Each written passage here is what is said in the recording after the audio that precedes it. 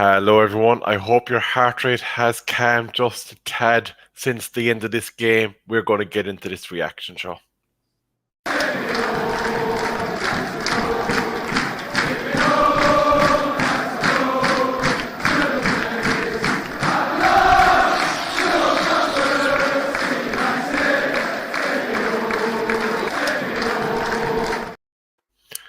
Hello, everyone, and you're very welcome to the Man United Agenda reaction show to Manchester United versus Leeds United.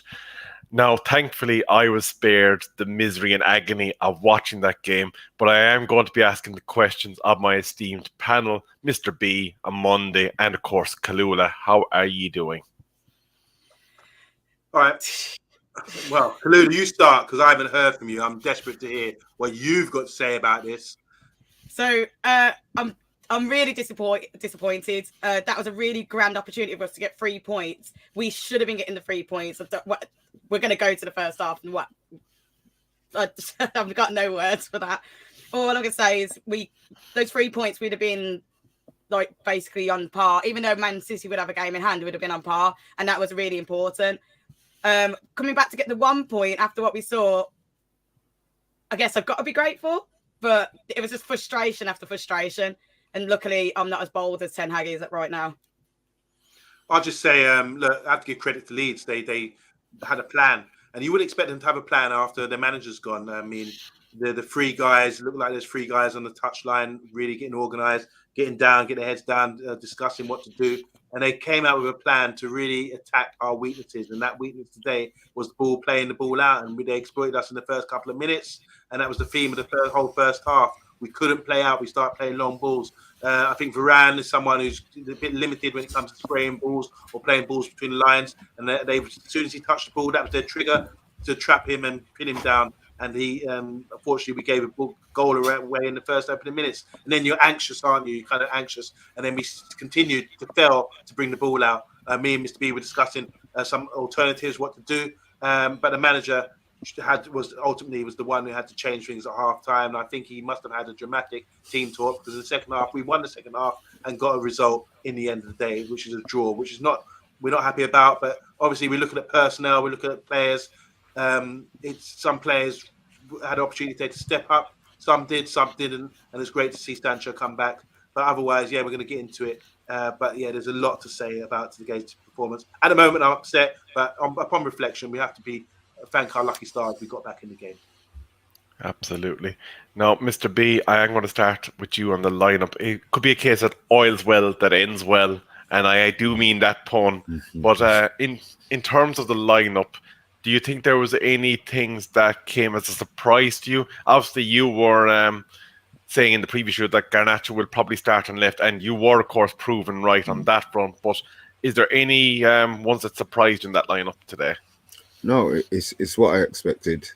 I mean, you hope maybe that they'll surprise us with a Iqbal or a Mainu, but on the whole, we know what Ten Hag, he doesn't give away appearances. You have to earn the right to start. So I think he was, the team that he put out was exactly what I expected. The performance definitely wasn't. Absolutely.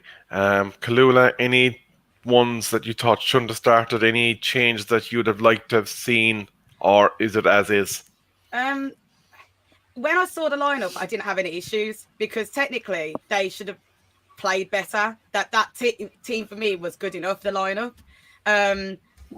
Upon reflection, at the start, as I say, there was nothing I would have changed. But then when obviously the first half kicked in, then I would have made changes sooner. Very good, very good. Now, I am going to keep this pushing because there's a lot to talk about in that first half on Monday. And obviously, as someone that was only catching bits and pieces of the watch along because I was up to other articles when I realised I couldn't watch the game, describe it in layman's terms for someone that did not see what was happening. Tell me what the key battlegrounds that we lost were. Team done their homework on us. Look, we played Nottingham Forest, Crystal Palace, Charlton over the last few weeks. These teams dropped off us, which meant our centre-backs had plenty of time on the ball to get to the halfway line, pop it around and start plays. And we were camping teams in based on that. But what happened today is a big surprise. They had a narrow front three of three forwards who were pinning us down and were setting traps for us. So as soon as balls played for Varane, for example, they went over there and really started the pressing trap and pinned him down a couple of times. He kept having to play at home because there's no options for him because he hasn't got the outlet or playing a pinging pass like Lindelof's got in his locker, like Maguire's got in his locker. Great player, mind you. I'm not dissing him. Just saying that was his weakness, which was exploited today. And then once that anxiety kicked in, like I say, from the early goal, which they scored from a counter press, which means a counter press means getting the ball off us, pressing us, making us give the ball away, and then in 2-3 passes, scoring a goal. And that's exactly what they did. Played a nice 1-2 into their forward man who popped it off, and they scored a lovely finish into the near post. No complaints about that. That's a good play. But after that, they continued to put the work in. They made subs as well, where they can it's like doing a shift out there. They worked really hard to maintain that for a long time. So you can write off the whole first half based on us being unable to progress the ball even beyond the halfway line. It got the choices were hitting it long, crashing it, and we're supposed to be a professional team. We're not playing in the Conference League or Sunday football. We ended up crashing the ball and give the ball away. Or we ended up trying to play it in between the lines to Fred or something like that. He would give the ball away. Or we tried to play it wide and then we get pinched with the first goal. We were giving the ball away. So when that happens time and time again, we need to say to ourselves, goalkeeper, you need to be kicking it.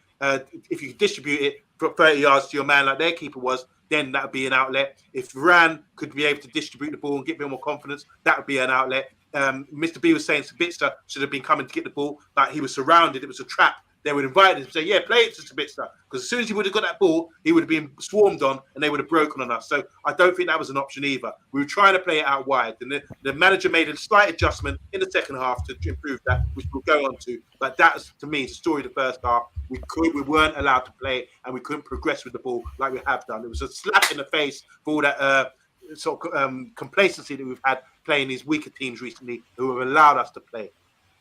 Mr. B, now I am going to give CALLULA a chance to come in on this part after, but Pastor Fred was mentioned quite a bit in WhatsApp groups that I am in, and none of it was good.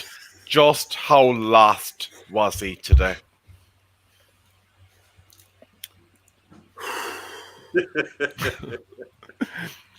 Okay, so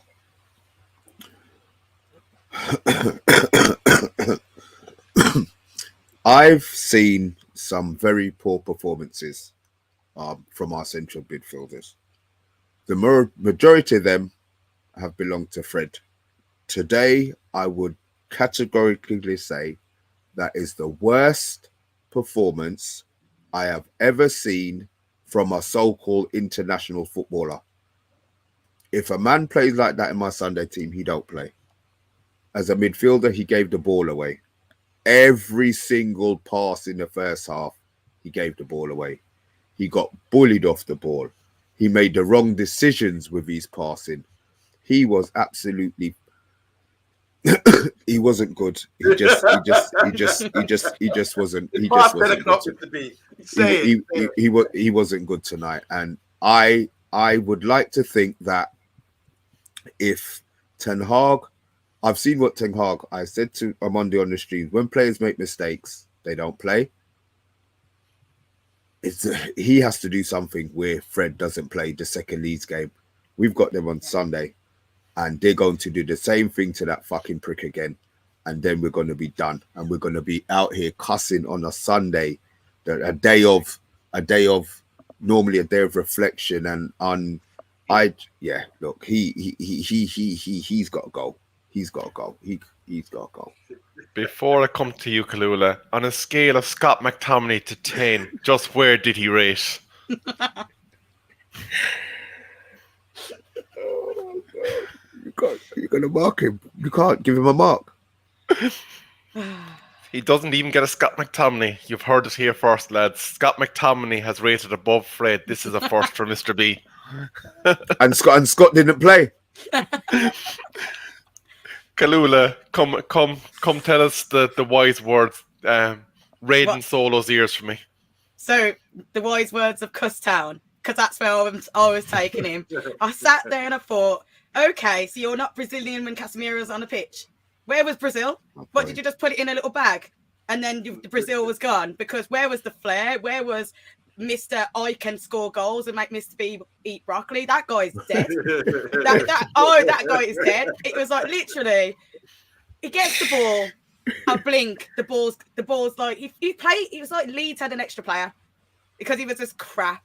He was crap, and I don't normally swear, but I was swearing so much in my head. I was doing my own editing because I just thought, what is wrong with you? Is everything all right at home? What happened? Because you came onto this pitch, your mind's not there, your feet's not there, your tactics not there, and then at the end you want to just kick the ball at the goal and expect to get it in with no technical flair at all. I don't see a player there. You know, I just say I've got a local team where a guy gives me more flair than that. So Fred needs to go home, and I don't know if it's torture to make him rewatch that game over and over, but he needs to go, and someone needs to say to him, mate, you better get that bum on the bench. That's what I want to see. That you better warm that seat up. But we can't bench him, Callula. I know. Who have we got to? Who's he going to play? Leeds away from home. If he didn't play the kids at home, he's not going to play them away from home. But I don't know. Maybe because that was so poor. I don't know. Are we going to take that risk again? Might as well play someone at least if we could come on the show Sunday and go, no, what? It was an unexperienced person and they tried. That's all. Can I offer a potential solution? And this is something that you can think of for the preview show when it comes up later on in the week. Bruno drops next to Sabitzer and Sancho plays the 10. Take that all day. Yeah. I take that all day. You suggested that in the show we did earlier, the watch along. Mr. B was suggesting that we do that. It's a tough one, isn't it? Because Fred today, you can say one bad performance, and it was really bad. Usually, this is what I feel like. Sometimes when you get lack of confidence like that, or you look shook and rattled like that, it's usually because, like in the 80s, people would come through you, or you wait to feel someone. Someone would come and clap you and take you out of the game, and that kind of thing. It's not even that. People are just busy and getting around him, and that's enough to put him under that much pressure. Where you feel in situations where he should be calm, he's making rash decisions and not even passing the ball straight, and then getting frustrated and all this kind of thing. There's a couple of times in the first half he was ahead of the play. So when we give him the ball away, he's ahead of the play and he's having to track back when really we should be in a good position.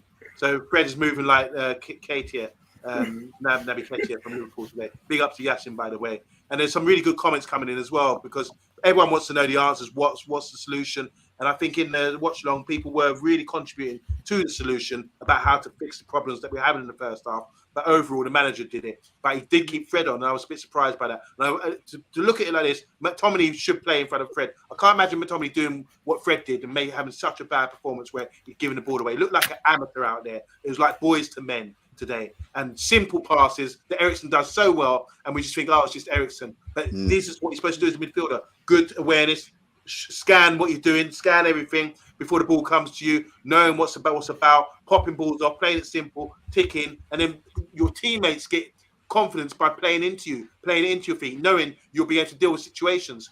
I don't think if I was his teammate today, I don't think I would have wanted to pass to him at all. There are times he was chopping and kicking clear for no reason.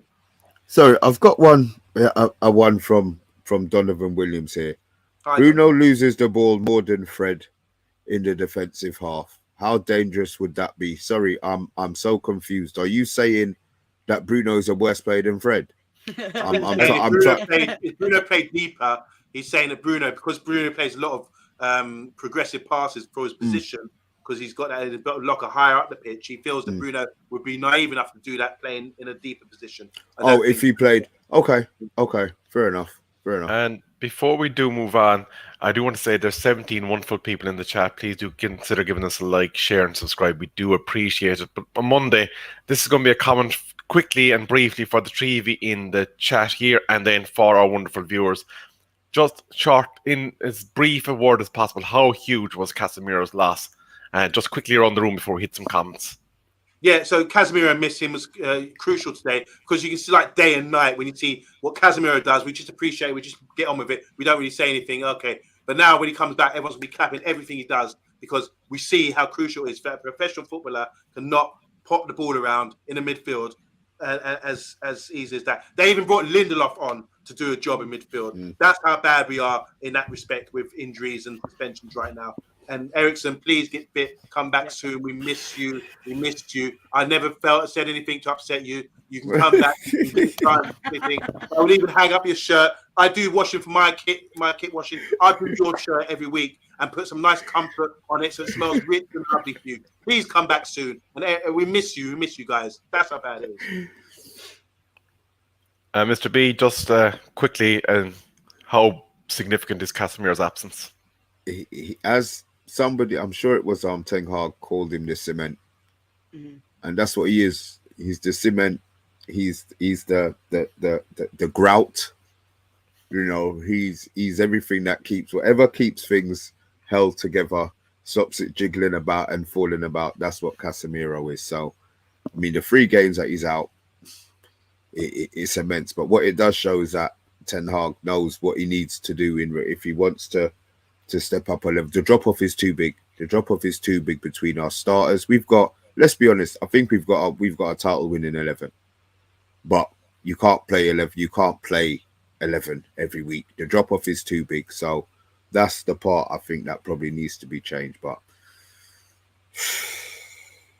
indeed, Monday or Mr. B, Monday, will you hit some comments for me there, and we will then hit into part 2. Talk football at Twitter. How you doing? Good luck to you, man. Hope you're doing well. He says, hello, everyone. Shit show. Shit, great. The game was a shit show. I thought he said our show was shit or whatever. Don't say that. What? Let me at him. Little scrappy dude. Big up. I'll take that back. The game was a shit show. But I hope you guys had a great show. We did. I can't wait for summer to add some quality to depth, which is much needed. Very cool, very composed comment there. Andrew Long. I don't know how many more of them are going to come. Andy Long saying evening all could have been worse. Oh, everyone's cool and calm about it. It's taking time for my things to click. I'm clicking. All right, Emma's saying, let's not be overly negative. Our comeback was good. See, sorry guys, my clicker's not very working so great. Fred was awful tonight, says UK Strain. I'm just going to read them out because I can't get them up so quickly. Zoe's saying Marcus should play as a forward from now on to the end of the season. Had he played down the middle, we would have won that game. Emma's saying, my honest opinion, Leeds were pretty much saved by the keeper, more than the outfield players. Mr. B is going to have a breakdown, says Talk Football Officer. Andy Herbert, how you doing? He's here to mock, as well as Yassin. They're having a laugh at our expense. Solo, not happy. He just messaged me. He thought Fred was good for something like that. We needed McTominay today. He said, Liverpool fan. Yassin, how you doing, Yassin? And Zoe again saying Bruno was just as bad as Fred and was responsible for the first half goal. I think he gave the ball away. And obviously, Donovan, how you doing, Donovan? Welcome to this channel. Big up. Thanks for your comment. We did discuss that. Tyrone was in the watch along. He's saying Martinez makes so many key passes from centre back and plays through the lines. Something Varane doesn't do, by the way. It's really struggle. Fred tries to do this and is incapable. And collapse. Richard Herbert here. Fred, Maguire, Lindroff, McTominay, Van de Beek, all be gone in the summer. Trust Mr. B will be in relaxed mode next season, hopefully, because I have to work with him, and it's really frustrating to see a man so stressed. Jonathan saying, we missed Casemiro, Ericsson, and Anthony. It affected both our attack and defence. I hope we start to appreciate Anthony's defensive work, and we all know Casemiro is Clasemiro. Appreciate Anthony, so that's a message to the fan. Final one from me, final two, sorry. Super Nick, give her a wave. One of my favourites. How you doing, Super Nick? She's saying squad depth is an issue, and it seems that most of the team are not very versatile when called upon to switch it up and to manage challenges like today. And finally, Eddie Football Waffle. Two more. There's another guy coming in. I would like to say at least the second half was better. Really good pressure, and with the growth of this team next season, these guys will put more teams to the stores. Final one from me. Big up the boys, Bad Buddy. I like that name. You look like a cool guy. You got your cap. And you're in the forest and looking cool. I like that, bro. Big up and welcome to the Man United agenda. He's saying it's good that we came back, not lost, but with Casemiro, it caused the team to collapse quite a bit. And as he's away from Thailand. Big up, man, from Thailand. It's a lovely country. Hope you're doing well. Thanks for tuning in to the Man United agenda. Thanks very much for that on Monday, and please do continue to give us a like, share, and subscribe. We do appreciate it here on the channel. And Bad Bunny actually segued us in nicely to our next topic, and that is the fight back. And Khalil, I'm going to start with you. Marcus Rashford pulled one back for us, and just to remind everyone, it's now 7 goals that Rashford needs to score between now and end of the season in Premier League, and Cullum is going to be eating some spicy jelly beans. So it's getting ever closer. But talk to me about that goal, Callula. I'm trying to remember who it was that passed the ball in, because I know that I think it was Sancho. Was it Dallo? Yeah, and it was beautiful, and the header was it was perfect, and the positioning was perfect because it went straight into the corner and the keeper wasn't able to get it. It wasn't just a header that just went straight, because a lot of the time with the headers, sometimes you don't have the opportunity. Either the ball comes in badly or the positioning isn't great. He did really, really well to get it into that corner, and then the morale just picked up. But the morale picked up with the changes that were made really by our manager. But it just showed it was a different team. It was a completely different team. It wasn't the same pushes we were doing in the first half, because we were pushing and we couldn't get through.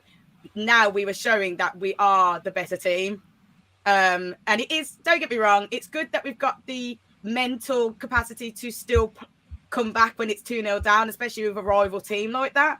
But I just think we can't wake up so late. So I was really, really happy with that. But doing it so late into the game, it just makes our life more difficult. But it was a beautiful, beautiful header.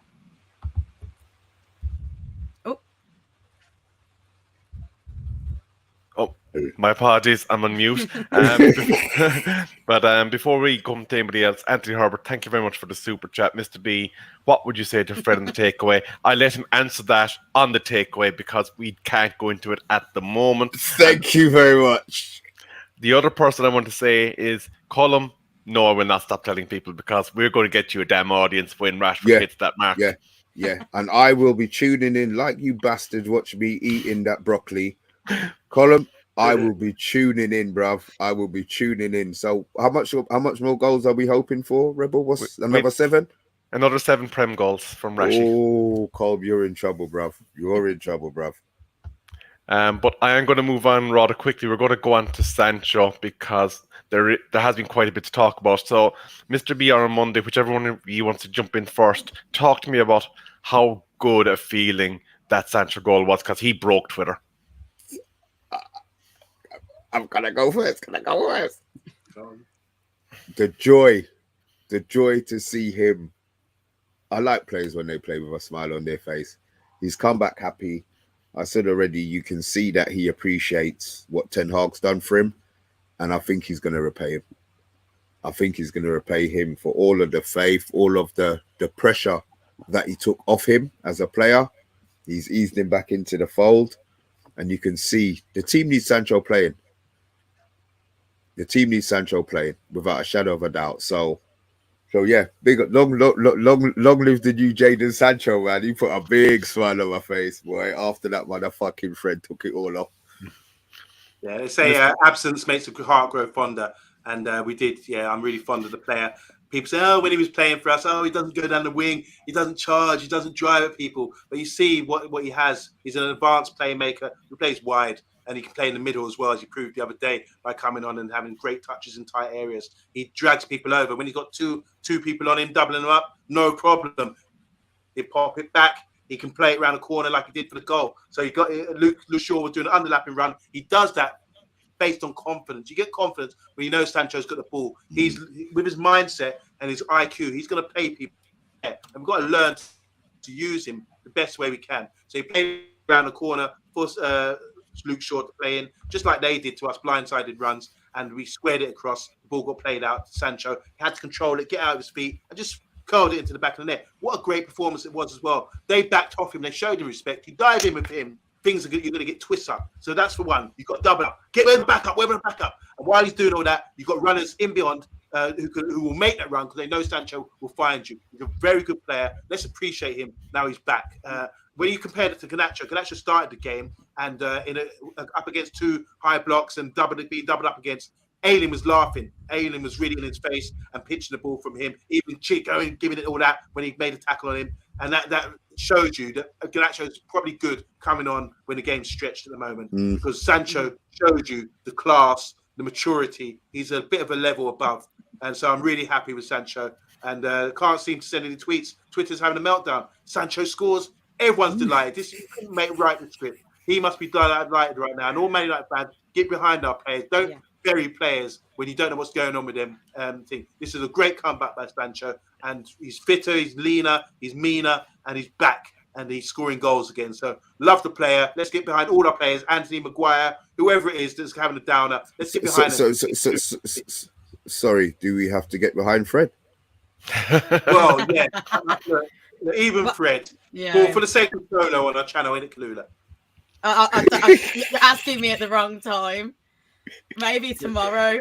After watching that, maybe tomorrow. Solo.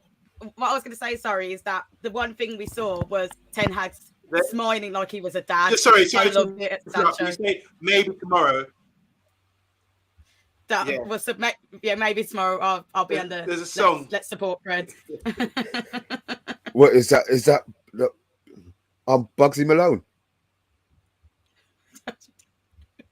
I don't know. No, a song called Little Hobo, and that's what we want our Fred to do. Go from town to town. Maybe tomorrow I want to settle down. Until tomorrow, I'll just keep moving on. Yeah, get out to town. Get out to town, man. Little Hobo. No. Just because we are coming up towards the end of the show, and while these three are thinking about who they're going to give their man of the match to, please do drop your man of the match votes in the comments. I can tell you one thing's for sure. I know fairly certainly none of the panel is going to be voting for Pastor Fred. Solo, cover your ears. We're going to be talking a bit ill about him. But Mr. B, man of the match, and why? I'm going to go... See, I want to give it to Sancho so bad. I really want to give it to Sancho, but I'm going to give it to Rashford. Why I say Rashford, he played on the right, he didn't like it. He then went left, and then he went central and brought us back into the game. He's been doing it for the whole season. I'm going to give it to Rashford just because he keeps on doing what he's doing. Thank you, Mr. B. CALLULA, you're up next. Because the first half and the second half, I think he played the most consistent and he did save our ass. I know that he was a bit naughty, but, I'm going to say it was an accident. I'm going to with Martinez because he did so many good tackles. He was saving our ass a lot tonight. I really do think he did a good job. Wow. But I do think that it was a little naughty that he accidentally stepped on somebody. But I'm going to take it as an accident. He didn't look at him. He didn't see him. He did. But other than that, that was my man of the match. He performed brilliantly first and second half. So, OMONDI, are you going to split the vote, or are you going to go with someone of your own choosing? Yeah, so I think Luke Shaw and Martinez did play well, but because of the first half, the defensive situation that they found themselves in, they couldn't get out of that. Sometimes you need to have a bit more experience to say, how do we do it? You do it on the pitch and organise yourself and talk about it to how to sort of solve that problem. Problem solving. Luke Shaw played well. I think he played really well today. That was some I've seen in the comments as well. But I'm not going to give it to Shaw. I'm not going to give it to Martinez. Martinez should have got sent off, by the way. Bit of rough housery, but that's what we expect from him. Going to the midfield, don't think any of the midfielder players were good enough. Bruno wasn't on it today. Rashford played really well. But for me, I'm giving it to Sancho because he made a difference. He scored a goal. I know he only came on for a little cameo. He came on the 58th minute, I believe. But in that time, he showed enough to get us back into the game. He scored a goal. He threatened them by they had to double up on him. They had to. There were runners off him. It gave us confidence. I think Sancho was an inspiration today coming off the bench. And with that little cameo he had, he was magnificent. So my panel is saying Sancho, and looking at our voters in the chat, I have Shaw as the man of the match. I think he's after getting the majority of the votes. Varane. And we have one for Varane, which is rather interesting. Ooh, sorry. Before we go, why have you lost respect for Martinez? I think a lot of I honestly think that I don't think he was as a dirty player tonight as people perceive him as. I think that he did some really good tackles, and he really did. He did some really good. He saved their ass a lot. I really think that he had to go in and do stuff, and I do feel like the rest of the team let him down, because when someone's having to do those kind of tackles and risks, it's because he doesn't feel confident in the rest of the team to get the ball, and he was having to get the ball. So I think he did a good job. Interesting thoughts. Now, Colum, I know you're trying to weasel out and deflect from your jelly baby impending doom, but nothing you say is going to escape you from that. So just, it's in the notebook now. The whole agenda knows it, and we will be marking that card. But I want to thank everyone in the chat, all 15 of you that remain with us throughout the show. Please do continue to like, share, and subscribe. If you missed this morning's show on the Qatari bid, please do check it out. We would love to hear what your thoughts are on that matter, and the rumours that Sir Jim Ratcliffe's bid is all but over. That is not yet confirmed, but it seems unlikely that he'll be in the running. We will be back, of course, again tomorrow. The topic at this stage is unknown, but it will be very much current. But that is it from us tonight. Again, once more, thanks to Mr. B, OMONDI Juma, and of course, CALLULA. We will catch you tomorrow.